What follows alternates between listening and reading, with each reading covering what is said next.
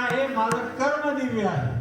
आणि ज्या भगवंताच्या जन्माचं कर्माचं दिव्यत्वाचं त्या लीलांचं थोडा वेळ आपल्याला या ठिकाणी दर्शन करायचं आहे.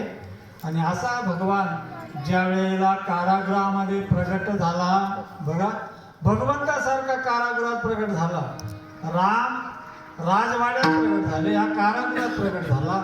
आणि रामाच्या सगळं विरोधात असणारं याचं आहे. कसं राम दिवसा 12 वाजता आणि हा भगवान रात्री 12 वाजता.